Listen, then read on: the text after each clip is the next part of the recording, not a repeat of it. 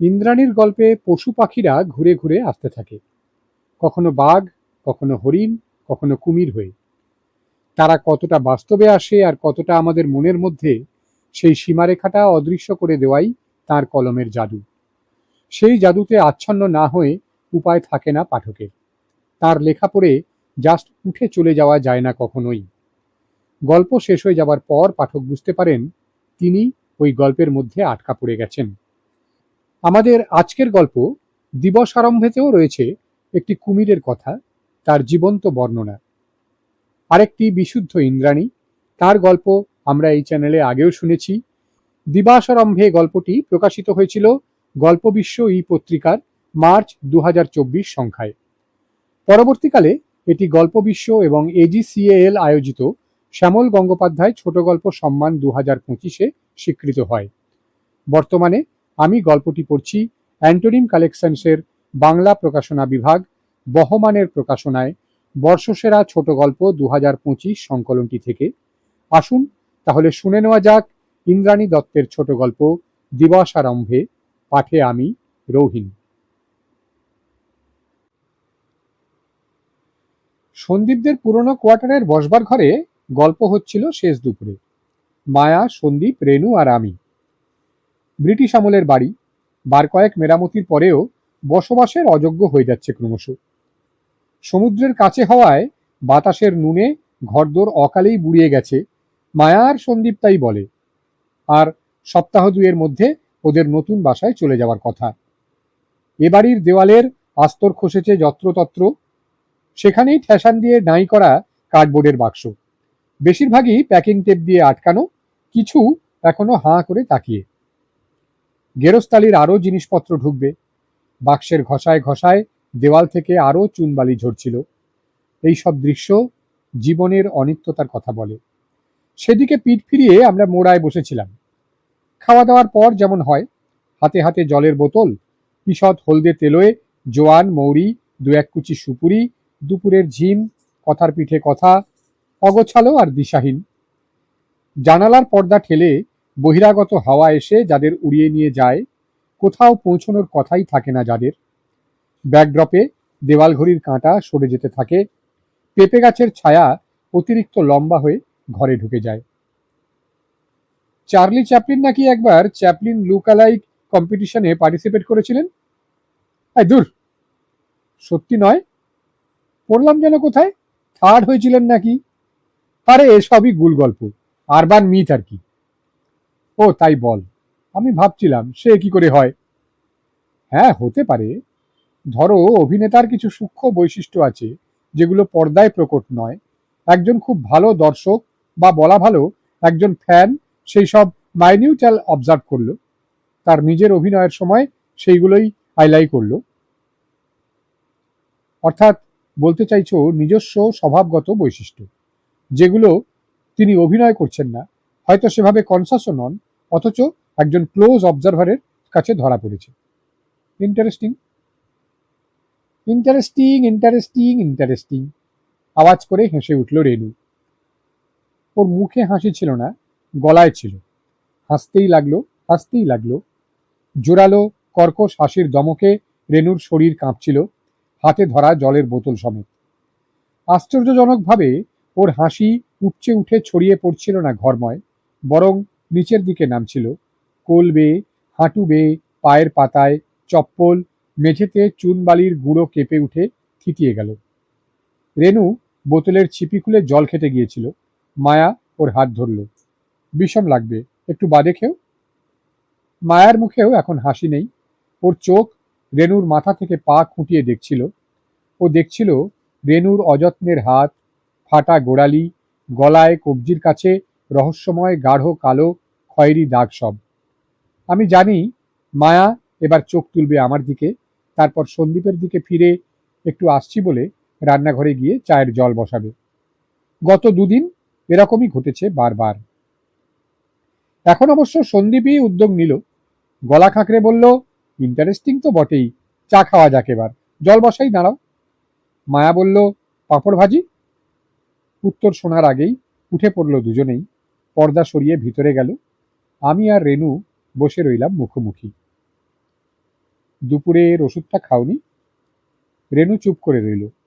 আমি কথা চালিয়ে যাওয়ার জন্য বললাম, এই তো কাল বাদে পরশু বাড়ি ঢুকে যাবে এই সময়, ছুটি শেষ। রেনু এখন আর হাসছিল না, হাতের নখ দেখছিল, তারপর মেঝের দিকে এক দৃষ্টে তাকিয়ে রইল। সন্দীপ ডালমুট আর চা নিয়ে ঢুকেছিল এই সময়। নাও শুরু করো, আমি একটা ফোন করে নিই, জলের পাম্পটা গন্ডগোল করছে, বিশু এসে দেখে যাক। রেনুর হাতে কাপ ধরিয়ে দিল। মানে জল নেই? জল আসছে না বাথরুমের কলে? রেনু এমন চেঁচিয়ে উঠল যেন ও এক বিজন দ্বীপে নির্বাসিত হয়েছে, ওর চারদিকে স্রেফ নোনা জল আর নোনা জল। সন্দীপ হকচকিয়ে গিয়েছিল।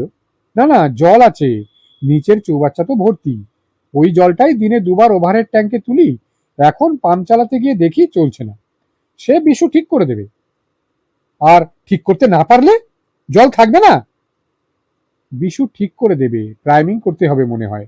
আর নিচের চৌবাচ্চা তো ভর্তি, একটা টিউবওয়েলও আছে, আর কিছু না হোক বিশুর অ্যাসিস্ট্যান্ট কয়েক বালতি জল ওপরের ট্যাঙ্কে ঢেলে দেবে, ওতেই রাতটা অনায়াসে চলে যাবে। তারপর সকালে যদি ওইটুকু জলে না হয়, কে বলতে পারে, যদি ডায়রিয়া হয়, যদি বাথরুম যেতে হয় ঘন ঘন। রেনুর চোখ ঠিকরে বেরোচ্ছিল, হাতের পেয়ালা পিরিচ ঠকঠক করে কাঁপছিল। আরে ওপরের ট্যাঙ্কে এখনো জল আছে, সকালে তো পাম্প চলেছিল, তেমন হলে আমি বালতি করে জল টেনে এনে দেব। নাও পাঁপড় খাও, মুড়ি মাখিয়ে একটু। জল নিয়ে ভাবতে হবে না, জি বাংলায় আজ কৌশিক গাঙ্গুলির লেটেস্ট সিনেমাটা দেখবে একটু পরেই। এই টিভিটা খোলো না। মায়া পাঁপড় নিয়ে ঢুকছিল। 1 মিনিট। মোবাইল কানে চেপে বারান্দার দিকে গেল সন্দীপ, ফিরে এসে বলল, শুনছো, ব্যাড নিউজ, বিশু আসতে পারবে না। আরে বাবা, দেখছো বেচারি টেনশন করছে, ব্যাড নিউজ বলে চাচ্ছ কেন? আরো অনেক প্লাম্বার আছে, তরুণকে ফোন করো, নম্বর আছে। কেসটা জটিল। বিশু বলল, নতুন পাড়ার দিকে কুমির দেখা গেছে, টিভিতে দেখাচ্ছে, ওদের এলাকায় মাইকিং শুরু হয়েছে, তরুণও আসতে পারবে বলে মনে হয় না। সবার চোখ অটোমেটিক্যালি রেনুর দিকে। এখন সে মুখ সম্পূর্ণ রক্তশূন্য, চোখ বিস্ফারিত। আমার দিকে আঙুল তুলে সে বললে, আমাকে আনলে কেন এখানে? আমি ঢোক গিললাম, ওদের সামনে অপ্রস্তুত লাগছিল। তারপর সামলে নিয়ে রেনুর পিঠে হাত রেখেছি। কতদিন কোথাও যাওনি, তাতে অসুবিধে কিছু হয়েছে? তুমি তো গিয়েছো এখানে ওখানে, কাজে, বেড়াতে, সভায়, তোমার বেরোনো দরকার, আমার তো দরকার ছিল না। সন্দীপ আর মায়া চায়ের কাপ হাতে আড়ষ্ট হয়ে যায়, এমন যেন মায়া গো গো গো গো বলতে বলতে আচমকা স্ট্যাচু করে দিয়েছে। এরপর পরিস্থিতি যথাসম্ভব স্বাভাবিক করতে একজন তরুণের নম্বর ডায়াল করতে থাকে, আরেকজন টিভি খুলে দেয়। সিনেমাই হোক বা চিড়িয়াখানা, বরাবরই কুমিরদের আধখোলা চোখ মেলে রোদে শুয়ে থাকতেই দেখেছি, কখনো বা গাছের গুঁড়ির মতো জলে ভেসে থাকতে। এই মুহূর্তে টিভির পর্দা জুড়ে বিশাল কুমিরকে ঘুরে বেড়াতে দেখা যাচ্ছিল। এমনি অবিশ্বাস্য সে দৃশ্য যে মনে হলো দম দেওয়া এক বিশাল খেলনা স্লো মোশনে ঘুরে বেড়াচ্ছে। লম্বা মোটা ল্যাজ, ছোট ছোট হাত পা, দাঁত বেরিয়ে আছে, তার চকচকে পিঠে বিকেলের রোদ। এ দরজা থেকে ও বাড়ির সিঁড়ি, উঠানে রাখা লাল নীল সাইকেল, ঝাঁটা বালতি পেরিয়ে সে হাঁটছিল, গৃহস্থের দোরগোড়ায় ঘুরছিল, থামছিল, আবার ঘুরছিল। ফ্ল্যাট বাড়ির ছাদে, বারান্দায় মানুষের ভিড়, সবার হাতে মোবাইল, ভিডিও নেওয়া চলছে। ভিতরকণিকার দিক থেকে কোনোভাবে চলে এসেছে, টিভিতে বলছিল, দেখ কেমন লেখার মেটেরিয়াল পেয়ে গেলি, এখানে এলি বলেই না, করাল কুম্ভীর, লিখে ফেল জমিয়ে। মা গো কি কাণ্ড, চ্যানেল বদলাও, সিনেমা শুরু হয়ে গেল। রেনু যান্ত্রিক স্বরে বলে উঠল, জলের কি হবে? জল আছে তো রেনু, ফুরিয়ে গেলে টিউবওয়েল থেকে এনে দেবো, বললাম তো। সন্দীপ আর মায়া একসঙ্গে বলল। ওরা স্পষ্টতই বিরক্ত হচ্ছিল এবার। কুমির দেখার মজা বা কৌশিক গাঙ্গুলির সিনেমা মাটি হওয়া, যে কারণেই হোক। রেনু বলল, আমার পেট ব্যথা করছে, বাথরুম যাব। ও বেরিয়ে গেলে আমি বললাম, সরি রে। মায়া বলল, দূর, সরির কি। সন্দীপ বলল, রেনু এখন পুরো কিওর ভেবেছিলাম, ওষুধ খাচ্ছে না? খায় তো, আজ খায়নি বোধহয় দেখছি। দাঁড়া, কবালতি জল টিউবওয়েল থেকে তুলে আনি। আমি যাই তোর সঙ্গে। টিউবওয়েল কেন, নিচের ট্যাঙ্ক তো ভরা বলছিলি। ওই ট্যাঙ্কের ঢাকনা খোলা খুব ঝামেলার, শুধু বিশুই পারে। একটা ট্যাপ আছে অবশ্য, কিন্তু সে এতই নিচে, একটা মগ বসানো যাবে বড়জোর। আরেকবার বিশুকে ফোন করো না হয়। দেখছো তো কি অবস্থা, এর মধ্যে কেউ বেরোবে না। ফরেস্ট ডিপার্টমেন্টের লোক কখন আসবে, কতক্ষণ লাগবে সব সিকিউর করতে কে জানে। এরকম কাণ্ড আগে কখনো হয়েছে? সন্দীপ মাথা নাড়ে, ফোন টিপতে গিয়ে চশমা পরে, খোলে। এই দেখো কাউন্সিলরের মেসেজ, পরবর্তী নির্দেশ না পাওয়া অবধি কেউ যেন বাড়ির থেকে না বেরোয়। চল, চট করে 2 বালতি জল নিয়ে আসি। কেউ এক পা বেরোবে না বাড়ির থেকে। মায়ার মুখ গম্ভীর। খোলা জানলা যুদ্ধকালীন তৎপরতায় বন্ধ করতে থাকে। সন্দীপ সিগারেট ধরায়। আরে জানলা দিয়েও কুমির ঢুকবে নাকি? তোমারও কি মাথা? বাকি শব্দ ধোঁয়ার সঙ্গে গিলে নেয় সে। বাথরুমের দরজার আওয়াজ হয়। রেনু বেরিয়ে আসে। কাফতান বদলেছে, চুল ভেজা, হাতে পায়ে জলবিন্দু, ভেজা চটি, হাতে ভেজা তোয়ালে, কাপ্তান, সায়া। আবার স্নান করলে কেন? আমি গলা তুললাম। মায়ার মুখ অভিব্যক্তিহীন। সন্দীপ ঠোঁটে আঙুল ঠেকিয়ে আমাকে চুপ করে থাকতে বলছে। রেনু নিঃশব্দে বারান্দার তারে ভেজা তোয়ালে মেলতে লাগলো। চা করি, সব ঠান্ডা হয়ে গেল। রেনু তো কিছুই খেলো না। মিষ্টি খাবে? এই রেনু, টিভিটা বন্ধ করো না, বেচারির টেনশন বাড়ছে এসব দেখি। আমার গা গোলাচ্ছে। বাথরুমে ঢুকে গেল রেনু। মায়া আর সন্দীপকে আবার স্ট্যাচু মোডে চলে যেতে দেখলাম। কিছু একটা করা দরকার এখনই। সন্দীপ, ভ্যালিয়াম আছে তোর কাছে? তা আছে, কিন্তু রেনু অন্য কি ওষুধ খায় না খায়। এখন ঘুমের ওষুধ না দিলে এরকমই চলবে, যতক্ষণ না কুমির ধরা পড়ে বিশু এসে পাম সারায়। এত সিরিয়াস ব্যাপার তো বুঝিনি রে, জানা থাকলে আসার জন্য জোর করতাম না। 1 বছর বেশ ভালোই ছিল বুঝলি। সন্দীপ মাথা নাড়তে নাড়তে ওদের শোবার ঘরে ঢুকে যায়। মায়া, একটু শোনো, ওষুধের বাক্সটা একবার এসো। আবার স্নান করে বেরিয়ে এলে রেনুকে ওষুধ দিলাম। রোবটের মতো ওষুধ নিল আমার হাত থেকে, জল ঢাললো গলায়, ওষুধ গিলল। জল থাকবে তো ট্যাঙ্কে? এতবার যেতে হচ্ছে। একটু শুয়ে নাও বুঝলে, ও ঘরে গিয়ে শোবে, চলো। পরপর 2 বার স্নান করে রেনুর স্নায়ু শান্ত হয়ে আসছিল ক্রমশ। বারান্দা পেরিয়ে ঘরে গিয়ে বিছানায় শুলো পাখা চালিয়ে। পাতলা চাদর টানলো গায়ে, চোখ বুঝলো, দরজা ভেজিয়ে দিয়ে বসার ঘরে আবার টিভি চালালাম। সন্দীপ ভলিউম কমিয়ে দিয়ে বলল, তুই রেনুর কাছেই বস না, ও ঘুমিয়ে পড়বে এখনই। আমি থাকলেই বরং।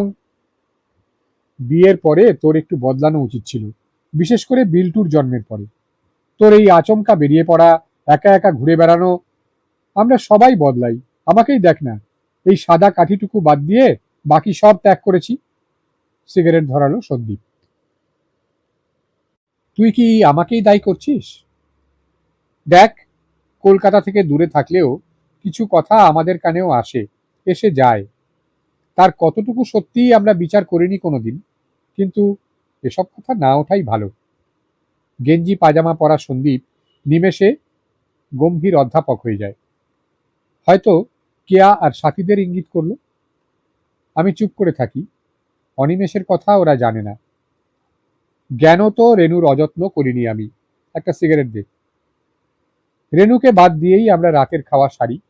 ও অঘরে ঘুমোতে থাকে, ঘুমোতেই থাকে। আমি বারান্দায় দাঁড়িয়ে অন্ধকার দেখি। কেয়াকে মেসেজ করি একটা। কেয়া পাল্টা কবিতা পাঠায় 4 লাইন। মফস্বলের রাস্তা, আজ রাত 10টায় সম্পূর্ণ জনশূন্য। সন্দীপ আমার কাঁধে হাত রাখে।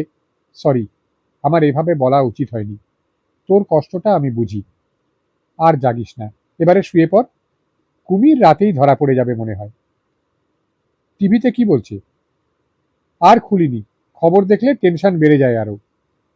দাঁত মেজে বাথরুমের কাজ সারতে সারতেই জলের পাইপে হাওয়ার বুচকুড়ি কাটা শুনতে পাচ্ছিলাম।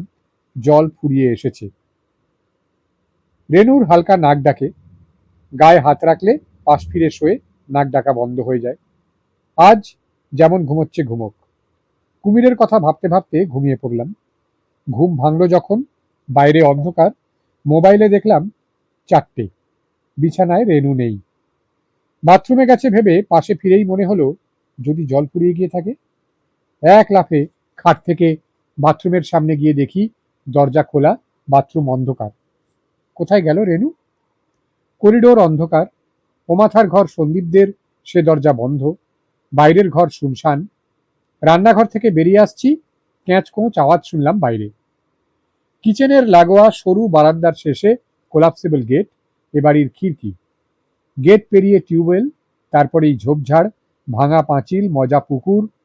দেখলাম গেটের তালা খোলা, আর সামনের চাতালে আধো অন্ধকারে মাথা নিচু করে টিউবওয়েল পাম্প করছে রেনু। ক্যাঁচ কোঁচ ক্যাঁচ। বালতি ভরছে একটার পর একটা। বাইরের আলো জ্বালিয়ে দিলাম। রেনু এক মনে বালতি ভরছিল। নানা মাপের, বিভিন্ন রঙের প্লাস্টিকের বালতি, সব কলতলার আলোয় তাদের জাইলোফোনের মতো লাগে। দীর্ঘ ছায়া পড়েছিল রেনুর আর টিউবওয়েলের, যেন একের সাথে এক অঙ্গাঙ্গী, গাছের মরা ডালের মতো লাগছিল। এদিকটা আমি একেবারেই আসিনি এই দুদিনে। ভাঙা পাঁচিলের নিচে ঝোপঝাড়ের ঘন ছায়া, জঙ্গল, আগাছা বহুদিন পরিষ্কার করা হয়নি মনে হয়। কলতলায় নামতে গিয়ে চমকে উঠলাম। ঝোপের ছায়া যেন নড়ে উঠল। দিবস আরম্ভের ঘোলা আলোয় লম্বাটে এবড়ো খেবড়ো একটা মাথা দেখলাম, মাটির সঙ্গে সমান্তরাল। দেখলাম কুমিরের দাঁত, নিষ্পন্দ চোখ, বুড়ি মেরে রেনুকে দেখছে। চাতাল থেকে পা তুলে নিয়েই বারান্দার দিকে ফিরলাম। ছাতা হোক, লাঠি হোক, আদলা ইট না হোক, ক্যাম্বিস বল, পুরনো বারান্দায় গৃহস্থর যা যা থাকে একটা কিছু খুঁজছিলাম, যা ছুঁড়ে মারা যায়। কুমিরকে বিভ্রান্ত করে রেনুকে টেনে আনবো ঘরের মধ্যে, অথচ সেরকম কিছুই নেই হাতের কাছে। কোলাপসিবল গেটের গায়ে ঘর মোছার নেতা শুধু, ব্যাস এই। মোবাইলটাও ঘরে ফেলে এসেছি। এখন ঘরে ফিরে গেলে, সন্দীপদের ডাকতে গেলে যেটুকু সময় লাগবে, তার মধ্যেই রেনুকে কুমির নেবে আমি নিশ্চিত। কিছু করতে হবে এক্ষুনি। হালকা শীষ দিলাম, যদি রেনু ফিরে তাকায় ওকে হাত নেড়ে ইশারা করব। ক্যাচ কোমজ আওয়াজে শুনতে পেল না কিছুই। এক মনে পাম্প করে যাচ্ছে, যেন জগতের সমস্ত বালতি ভরে ফেলবে এই উষাকালেই, যাতে সারা জীবনে ওর আর জলের অভাব না হয়।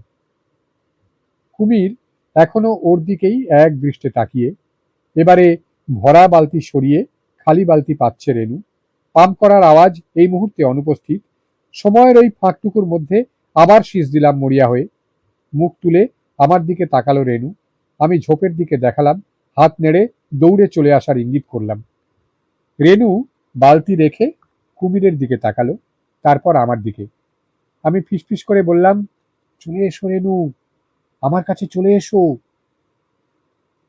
আকাশ পরিষ্কার হয়ে আসছিল। এইটুকু আলোয় নিকটজনের চোখ নির্ভুল পড়ে মানুষ। রেনু আমার দিকে ঘাড় বেঁকিয়ে তাকালো। সে দৃষ্টিতে প্রেম, অপ্রেম, ঘৃণা, রাগ, বেদনা কিচ্ছু ছিল না। হাত তুলে কিছু বলল, থেমে থেমে। আমি শুনলাম, ওখানে জল আছে। রেনু আরেকবার তাকালো ওদিকে, তারপর কলতলার চাতালে ভেজা পায়ের ছাপ ফেলে ফেলে কুমিরের দিকে এগিয়ে যেতে লাগলো।